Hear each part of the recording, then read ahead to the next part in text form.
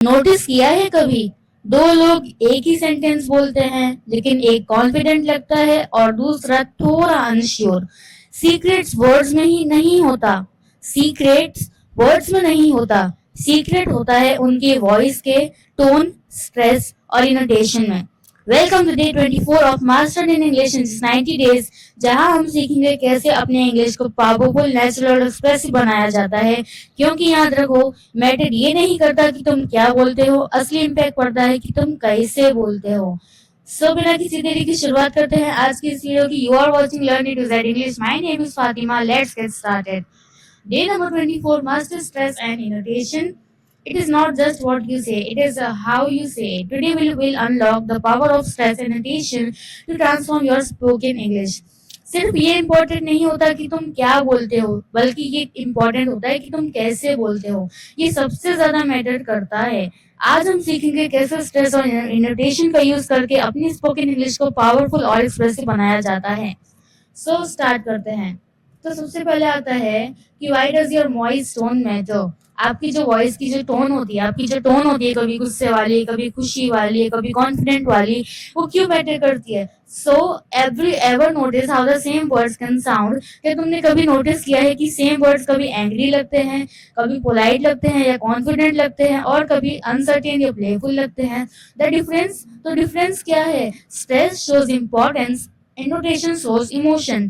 फर्क सिर्फ फर्क जो है वो फर्क डिफरेंस जो है वो वर्ड्स में नहीं होता। स्ट्रेस बताता है कि क्या इंपॉर्टेंट है और इनोटेशन दिखाता है तुम्हारा इमोशन। क्या बोला मैंने। स्ट्रेस दिखाता है इंपॉर्टेंट क्या है और इनोटेशन दिखाता है तुम्हारा इमोशन क्या है। इसलिए जो आपकी वॉइस की जो टोन होती है वो मैटर करती है। Now understanding word stress. अब पहले ये वर्ड स्ट्रेस क्या होता है उसको हम समझ लेते हैं। तो what is word stress. Some syllables get more emphasizes than others. This stress syllable is louder, longer and higher in pitch. कुछ syllables यानी words के जो parts होते हैं पर हम naturally ज्यादा emphasis देते हैं, जोर देते हैं। जो part stress होता है वो थोड़ा louder, longer और higher pitch में होता है, उसकी आवाज थोड़ी ज्यादा होती है। For example, अगर मैं आपको example दूं तो टेबल, यहाँ पे टी और ए पे ज्यादा जोर दिया जा रहा है, स्ट्रेस किया जा रहा है। Table, computer, enjoy, beautiful, important, photography।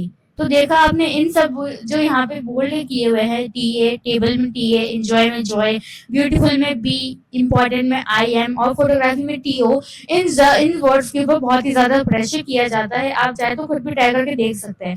Now why it matters. तो भाई ये मैटर क्यों करता है, क्या लेना देना है इसका। तो wrong stress can confuse listeners. Record noun versus record verb are completely different verbs.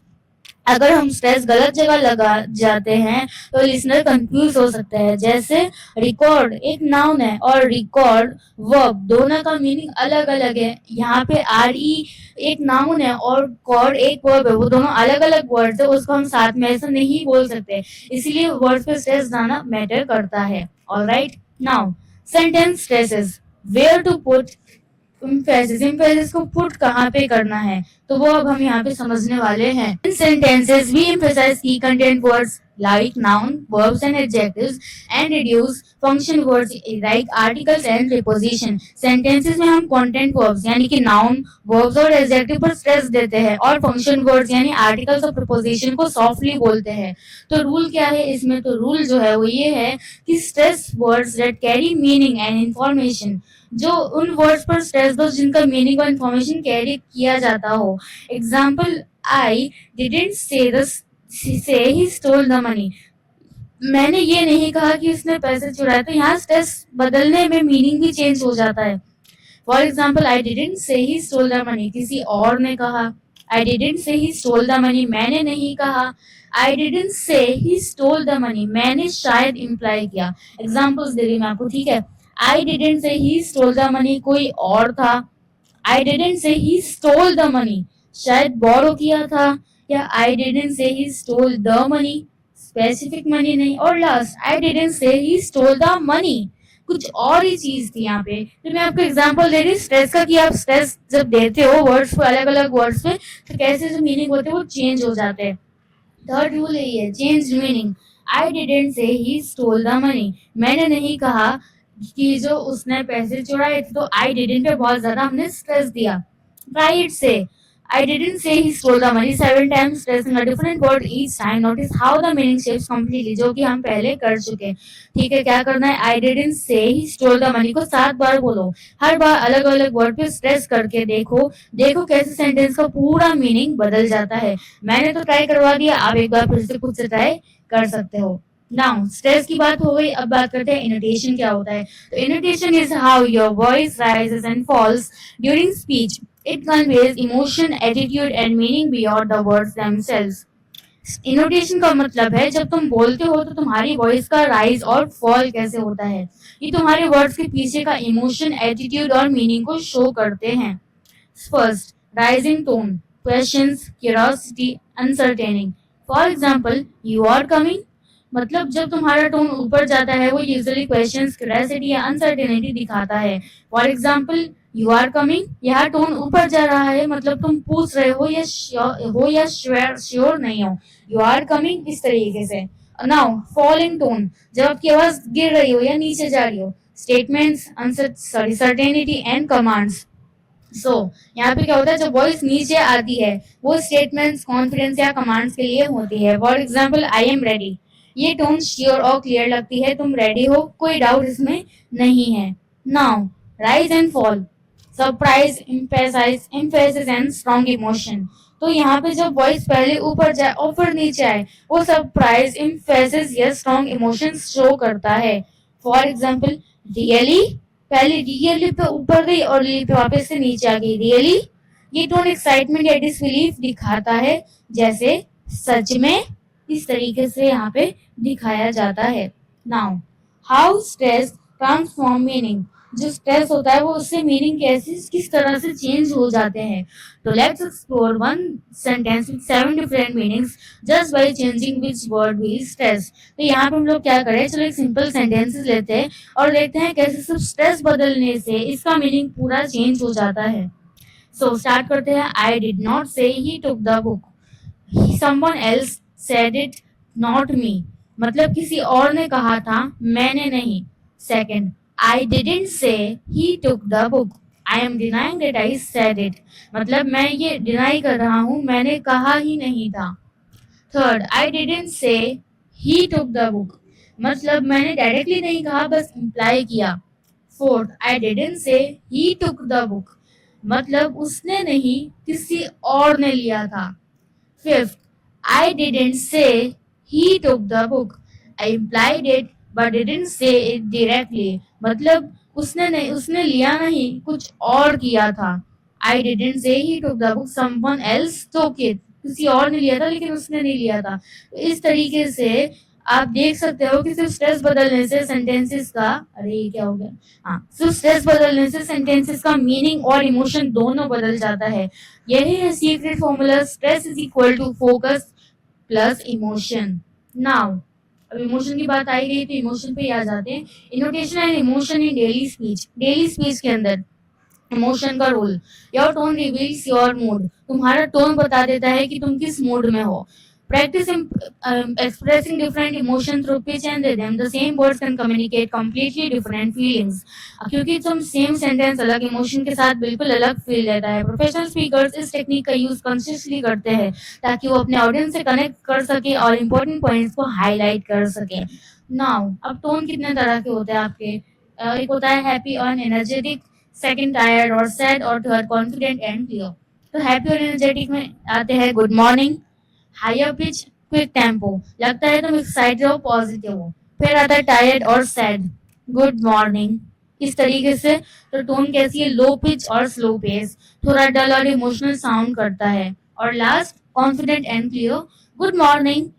तो टोन कैसी है, स्टेडी पिच और कंट्रोल्ड वॉइस, काम, क्लियर और बैलेंस लगता है फुल कॉन्फिडेंस के साथ.